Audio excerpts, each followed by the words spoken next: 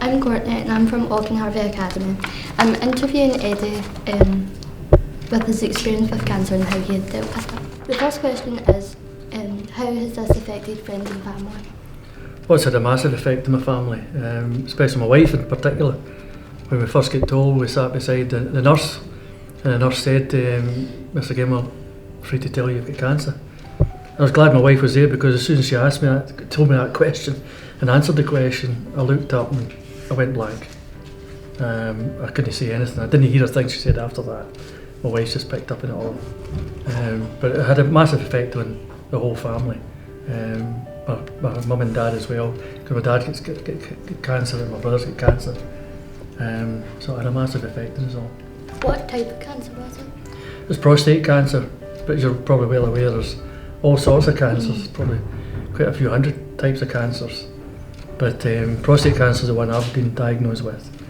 It's not a comfortable one, it's very hard to detect, which is a problem, and that's the reason why we do these kind of programmes, to try and raise awareness for more men in particular, because it's men that does affect prostate cancer, to go and get checked early to make sure it doesn't spread, because what can happen, it can spread into your bones, it spread into your system. My brother, what's happened to him, is spread into his spine, spread into his hips, ribs, it's now in his neck. So if you don't catch it early, that's what can happen. Fortunate enough, they caught me early. Could this get treated? Yeah, I've had treatment, I've had radiotherapy, and I've had what they call hormone therapy. Radiotherapy is basically you lie in this big flat bed sort of thing, and there's a massive machine comes down and just rotates round about you. And they put tattoos on you. There's 2 tattoos here, one here, and the tattoos are for alignment. So it's accurate. Whenever they fire the beam at it, it captures it, and it's for alignment. If it didn't do that, they would hit other organs in my body and burn it. So the way they do that is to put these wee golden seeds, they plant inside, and when the X-ray comes up, they can see these wee seeds, and it means then they can target, the nurse can target the beam, the radiation beam. The hormone therapy is something it's an injection I get in my stomach every month. It's not comfortable. For a couple of days I'm really not well. In fact, this week there's no one in my better week, so I could have had the injection last Friday. But yeah, that's the treatment I've got, but there's a lot of other different types of treatment for different people. Does this cost anything? No, it's an NHS. We're very fortunate in this country. Other countries don't have that kind of luxury.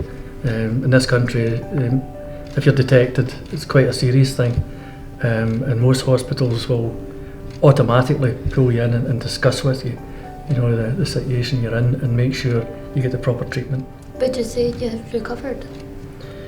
No, as yet. I have to see my doctor in 2 weeks' time. I'm on the right sort of lines.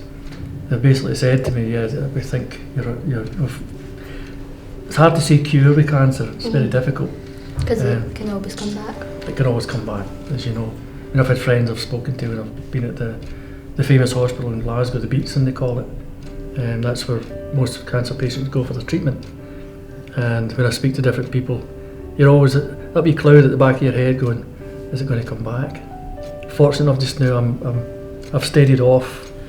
I feel a bit better, but we're just waiting to see if we'll get rid of it. Does anyone in the audience want to ask any questions?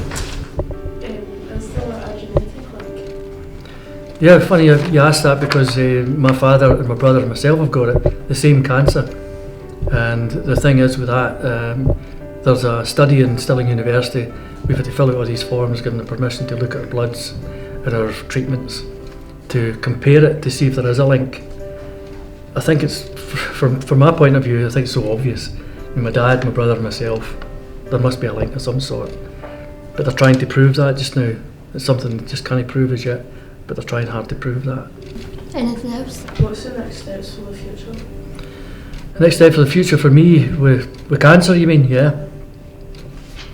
Well, I hope I get rid of it by the end of the year, and if I get rid of it, I'm going to do more for cancer. I've done a lot of charity work for cancer, raising awareness. I mean, I was on a BBC programme last Wednesday night, and yesterday morning I was interviewed BBC Radio Scotland to try and raise awareness about cancer, and trying to meet people, and particularly young people like yourself, not to scare you or anything like that, or put any fear into you.